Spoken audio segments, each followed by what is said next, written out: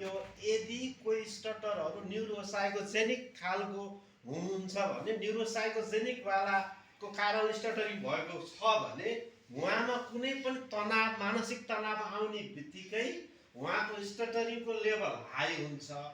जब मानसिक तनाव कम हुन्छ स्टटरिङ घटेर जान्छ।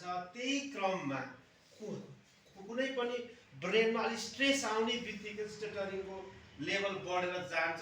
त्यो स्ट्रेस घट्ने बित्तिकै स्टटरिङ घट्छ भन्ने पनि विभिन्न रिसर्चले प्रुभ गरेर देखाइसकेको हुनाले पनि हामीले के सम्झिनु पर्यो भने 1-2 दिन मलाई ठिक भयो भनेर स्पिच थेरापिस्टहरूले सिकाउनु भएको रुलहरू छोड्नु भएन।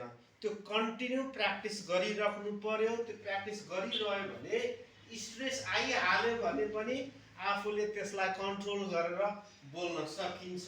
अनि धेरै नै स्ट्रेस आयो भनेदेखि चाहिँ यो साइक्रेस्टिक डक्टरहरूका अथवा साइकोलोजिस्टका गएर काउन्सेलिङ गर्यो भने पनि हाम्रो त्यो जुन यो तनावहरू छ त्यो तनावहरू कम हुँदै जान्छ। अनि स्टटरिङलाई कन्ट्रोल गर्न सकिन्छ भन्ने कुरा पनि विभिन्न रिसर्चहरूबाट हामीले हेर्न सक्छौँ। कुरा बुझ्नुभयो तपाईँले?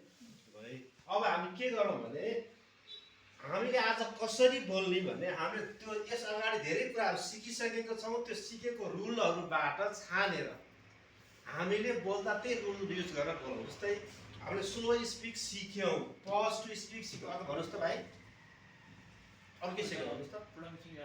ल प्रोलोगेसन सिक्यौँ।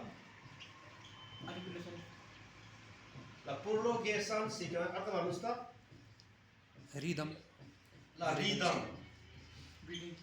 Breathing, I contact. अरू के सिकौँ? Finger tapping, hand finger tapping. अरू के सिक्यौँ? Hand movement. Hand movement. ल ह्यान्ड मुभमेन्ट। अरू के सिक्यौँ भन्नुहोस् त?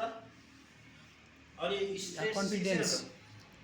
Confidence, stretching the words. अरू के सिक्यौँ त 10 नम्बरमा? कन्फिडेन्ट। ल कन्फिडेन्ट कन्फिडेन्ट ल स्पिच। कन्फिडेन्ट सिक्यौँ। अर्को ह्याप्पी होइन, ह्याप्पी भएर बोल्ने। अरू के सिक्यौँ? ह्याप्पी भयो। अरू के सिक्यौँ? अरू केही छ भन्नुहोस् त? सम्झिनुहोस् त? Slow speech, pause speak, prolongation, rhythm, breathing, eye contact, finger tapping, hand movement, अनि स्ट्रेचिङ, कन्फिडेन्ट, ह्याप्पी। अरू के सिक्यो भन्नुहोस् त? Airflow technique. ल एयरफ्लो टेक्निक, एयरफ्लो टेक्निक। अरू के सिक्यो ल भन्नुहोस्?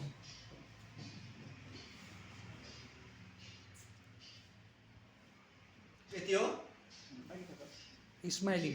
ल स्माइलिङ, फेसियल स्माइलिङ। ल अब यो रुल युज गरेर यसमध्ये के युज गरेर बोल्ने तपाईँले तपाईँको पालो भाइको पालो ल